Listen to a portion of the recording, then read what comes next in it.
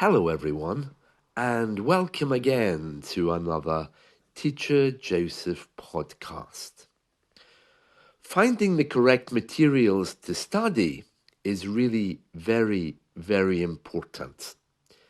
Many of us have bad memories of school because our choices were taken away from us. We were told to sit there, not look around, and learn from the book on the table. For the first 7 years of my life, I thought my name was Face the Front, because that's all I ever had from the teacher. Joseph McTaggart, Face the Front. So as time went on, I heard this again and again and again. The book on the table didn't really interest me, and therefore studying and learning seemed twice as difficult. I didn't really have much interest in sports or indeed anything which was happening in the world. So to put a book in front of me, which was all about Jack and John playing football, really didn't interest me. As I got older, I really started to despise the kind of stuff that I had to learn. So I went in my own direction. Outside of school, I started to learn radio, how to become an amateur radio enthusiast, and also started to learn Dutch. Unfortunately, my family didn't like that very much because they could see that it wasn't related to my schoolwork. So, of course, they stopped me. Now, these kinds of experiences are very familiar to all of us. We all have had our moments with the school system. Many of us look back and we think, oh, I really wouldn't want to go through that again. So when it comes to learning English as an adult, we have choices that we didn't have when we were learning at school. And therefore, we don't really know how to make those choices. We see books, English in 2 months, English guaranteed in 6 weeks. And rather naively, we think, yeah, that sounds good. That's for me. We rush away and buy the book. And then by the second chapter, our enthusiasm begins to wane. Wane just means to drop a little bit or to lose energy. It comes from the moon. The moon waxes, gets bigger, and wanes as it disappears in the sky over a month. So we have this book and we think, you know what? I don't really want to know about John in the coffee shop with his girlfriend and how to order a coffee. I want something deeper, something more meaningful. Or, of course, life gets in the way, and Jack and the coffee shop are placed on a shelf and never really looked at again. I have good news for you today, and that is that you can choose what you learn. It doesn't have to be given to you by somebody else. However, the choices that you make need to be realistic according to your level and also your enthusiasm. Let me just give you an example. If you really don't like cooking, then why would you buy a magazine about cooking just because it's English? Why would you download resources about cooking just because they're English? You have no interest in them. They're not for you. You really need to take a step back and think, okay, what things am I really passionate about? And like most of us, it could be a hobby that you were passionate about at school, but as you got older, that thing just kind of disappeared.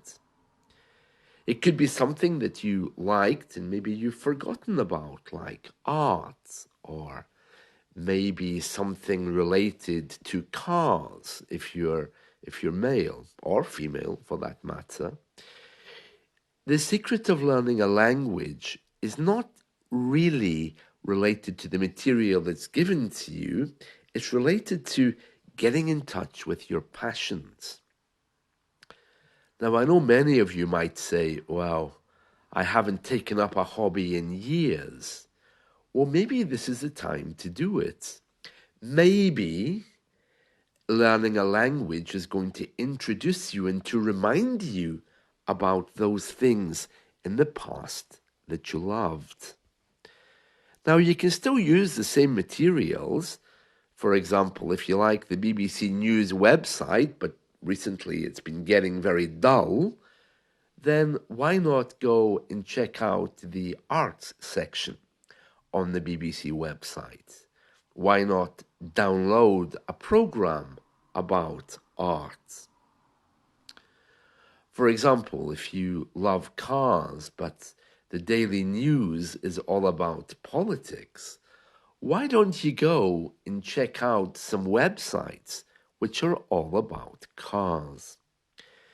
The people who are able to ignite their passions are the people who are most successful in language learning, because once you bring in your natural gifts, the things that you love, and put that together with language learning, you kind of have an unstoppable force, because your natural ways, your natural gifts, are the things which will drive you forward. And that's a very different thing from looking at a Harry Potter book and saying, okay, book, you're going to teach me English. It never works that way. Of course, if you love Harry Potter, it would. And if you love writing down words, that's great. But if you do that without being passionate about your material, you're not going to get very far. I was talking to someone yesterday in a class, and I said to him, would you like to read something for me? And he said, yeah, actually, I've just heard about this beautiful book that I'm going to buy. Really, can we read an extract from it? Because I found an extract in the New York Times and I'd love to read it. And to hear his passion about that book was incredibly exciting, because usually when students come to classes and I say, would you like to read something? They kind of freeze, like a deer when it's about to be hit by a car. It kind of freezes, it can't move. So I was very excited for him that he was in touch with his emotions. And reading that extract brought him such great joy, because it was a book about the area that he came from. It was a local author who had written a book in English about his hometown. This kind of excitement and passion is what you're aiming for. Now, I don't mean that you need to rush away to a mountain and sit there for 2 months trying to work out what your passions are, but I'd like you just for no more than 30 seconds to write down some keywords, even in your own language, to try to identify the kind of person that you are and the kind of things that really ignite your passions. Now, very few of us are excited about the work we do. I am, but many people don't have that opportunity because they do jobs that brings them money, but they don't really know if it's something they're passionate about. When I ask people online, what's the perfect job, it's often not related at all to their current one. But let's just get in touch with that for a moment, okay? I want you to think of 10 words which make you passionate, okay? What things is it that really bring your blood and your energy up? Now, for me, if I had to think of 10 things, I definitely would say things like communication, radio, language, media, art, history. Now, you can hear there, I started off with communication, which is a massive thing. And that's a big part of my life and everything that I do. So that was really the key in many ways. And already I'm thinking about the communications that boats use, when they're on the river, how I could pick up the radio frequencies from the local airport, for example. Many of us are completely out of touch with our passions. And we really don't know how to get even 2 words, never mind 10. More of my words would be internet, animals, belief systems, metaphysics, growth, motivational speaking. You see, it's not so hard to do this if you just think about it. But many of us are locked up in boxes.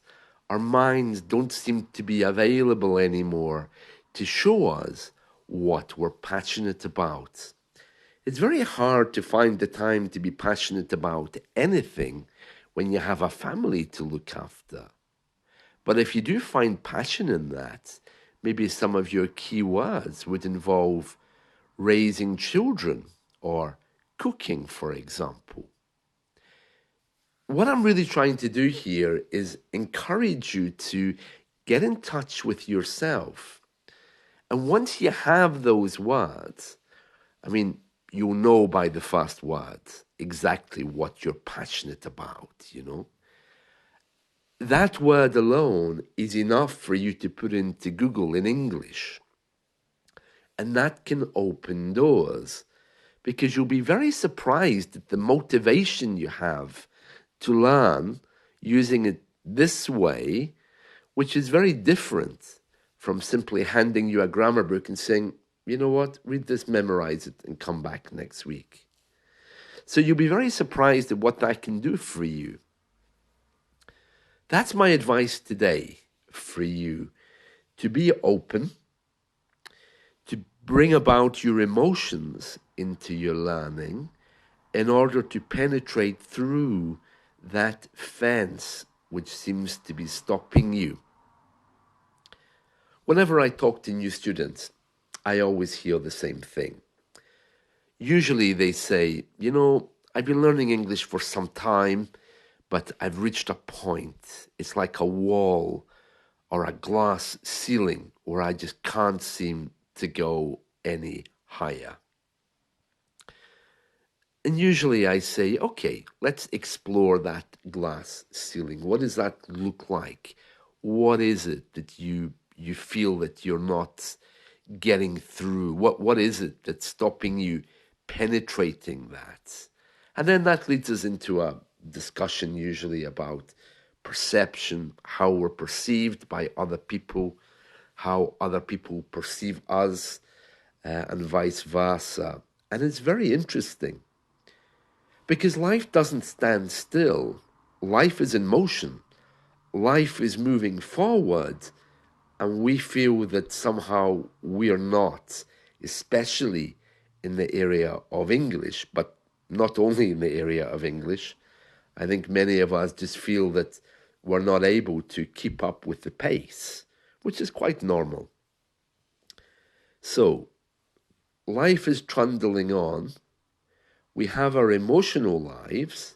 We meet this wall, but our learning up to this point it seems, hasn't really been very productive. And if you think about it logically, that's probably because you've not had the right materials to study with. Another thing is we all change and we all grow. So something which you had an interest in, maybe 2 years ago, maybe you loved a particular thing, might not be something that you love now. So even if you are studying with things that you love, maybe it's time to let them go to embrace something new. Learning English opens up a world of possibilities. It's not just about the grammar book the teacher gives you. There's a big, huge, wide world out there. But it all begins with you, your hobbies, the things that you like. And I want to tell you something.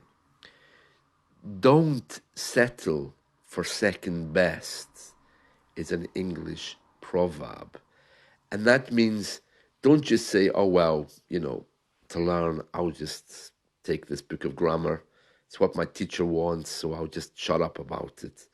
If you're paying money to a teacher, especially in e-education, where there's only you and the teacher, challenge him. Tell him, this is what I want to talk about today. These are my interests. This is what I want to focus on. Because if you don't, the teacher will think that you're okay with anything. What's the point of having a one-to-one lesson if you can't talk about the things that you like? Many of us have forgotten the art of conversation and the art of just being kind to ourselves. We've forgotten what it was like when we were children, when we had hobbies and pastimes. When I meet those kinds of people, it makes me feel kind of sad. But when I meet others who know exactly what puts them on fire, as we say in English, it's a wonderful joy to teach them. So, whatever words you've come up with today, put them into Google and start researching some of the things that you're passionate about. Remember, you don't have to make a big deal out of this by running away to a mountain and meditating for 2 months, but just have a think today about things which bring you joy. As I always say, your joy level is the best measurement you have. And if English isn't bringing you joy, it's not probably because of English. It's probably because you're not reading the right things. I have the same problem in learning Persian, in trying to avoid politics and all of these kind of things that we hear in the media related to negative messages of belief systems and dysfunctional governments. But it doesn't have to be like that. So remember today, you have a choice, and it's up to you to choose what brings you joy when you're learning, and guard that. Guard it well, and don't let anyone take that away from you. And let your joy level be your guide. That's it from me. I'll see you all soon. Bye.